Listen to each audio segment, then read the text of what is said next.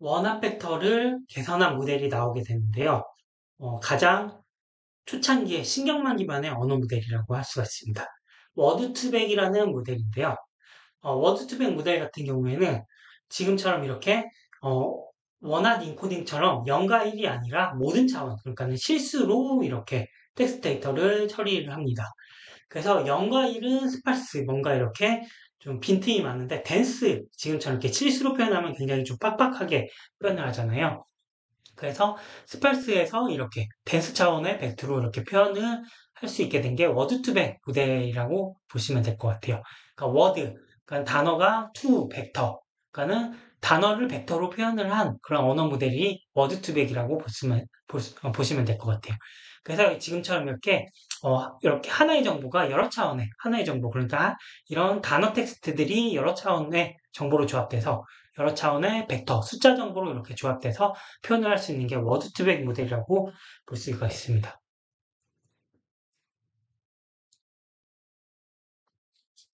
그래서 지금처럼 이렇게 단어를 텍스트, 그러니까 벡터로, 실수 벡터로, 여러 차원의 실수 벡터로 이렇게 나타낼 수가 있는데, 지금처럼 이렇게 단어 있잖아요. 캣, 도그, 하우스, 뭐 이런 단어들이 이렇게 벡터로 표현이 되고, 벡터로 표현된 게 지금처럼 이렇게 공간에 나타나지면은 공간상의 어떤 위치 정보로 이렇게 표현이 될 수가 있습니다.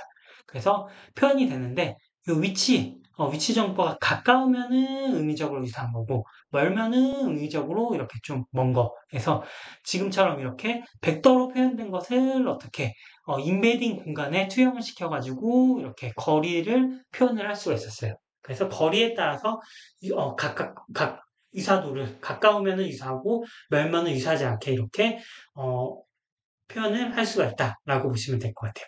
그래서 요 단어 간의 거리를 뭐 측정하는 어떤 계산법이 여러 가지가 있지만, 뭐, 유클리디안 거리라던가 아니면 다 프로덕트, 뭐, 코사인 시밀러리티가 있지만 가장 많이 쓰이는 게 코사인 시밀러리티 방식으로 그 단어 간의 유사도를 표현을 단어 간의 유사도 정도를 파악을 합니다.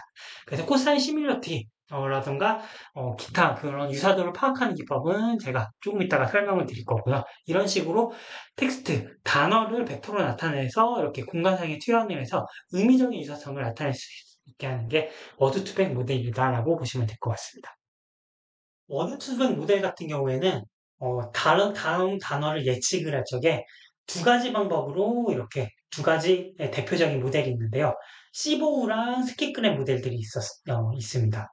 그러니까 워드2백이 단어를 벡터로 표현을 한 다음에 이렇게 단어를 벡터로 바꾼 것을 바탕으로 해서 다음 단어를 예측을 하는 신경망 모델이라고 보시면 되는데, 지금처럼 이렇게 15, 그러니까는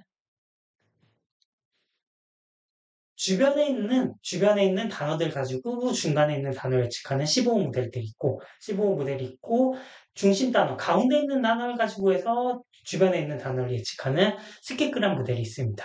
그러니까는 여기 있잖아요. 주변 단어들이 벡터로 표현이 돼서 신경망을 통과를 하면은 여기 가운데 있는 단어를 예측을 하는 게 15고, 그다음에 가운데 있는 단어 있잖아요. 가운데 있는 단어를 바탕으로 해서 가운데 있는 단어가 벡터로 표현이 돼서 신경망을 층을 거치면은 이렇게 주변에 있는 단어를 예측을 하는 게 스키그램 모델이라고 보시면 될 것 같습니다. 그래서 워드2백 모델 같은 경우에는 이렇게 한계가 있어요. 보시면은 단어를 이렇게 원하드 인코딩보다는 좀 더 깊이 있게 표현을 해서 의미적인 유사성을 표현을 할 수가 있지만, 지금처럼 이렇게 문맥을 이해하는 데는 한계가 좀 있었습니다. 예를 들어서 사과라는 단어가 있잖아요. 사과라는 단어를 이렇게 뭐 인베딩을 시켜가지고 벡터로 표현을 할 수가 있지만, 이게 사과가 과일 사과인지 미안함을 표시하는 사과인지 이렇게 문장 안에서 어떤 의미를 가질 수 있는지는 이렇게 한계가 있었어요. 그래서 이런 한계를 극복하기 위해 극복하는 그런 새로운 모델들이 워드2백 모델 다음에 등장을 하게 됩니다.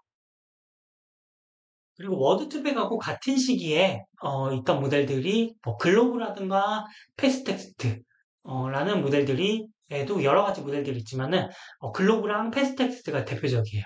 그래서 워드2백 모델 같은 경우에는 단어를 벡터로 표현을 하잖아요. 공간을 기존의 워드2백 방법하고는 좀 유사하지만 뭐 예를 들어서 차원 축소라던가 그러니까 뭐 불필요한 그 워드를 벡터로 이렇게 표현해서 공간상에 나타낼 적에 좀 더 뭔가 차원을 축소를 해서 좀 더 이렇게 핵심적인 의미를 나타내게 한다던가 아니면은 뭐 단어를 벡터로 나타내는 게 아니라 단어를 좀 더 잘게 짜게 서브워드 기반 방식으로 해서 이렇게 뭐 벡터화시키는 패스트 텍스트라던가 해서 기존의 워드2백 알고리즘을 조금 더 개선한 그런 모델들이 지금같이 워드2백하고 동일한 시기에 이렇게 좀 나타나게 됩니다. 글로브랑 패스트 텍스트가 대표적이고요.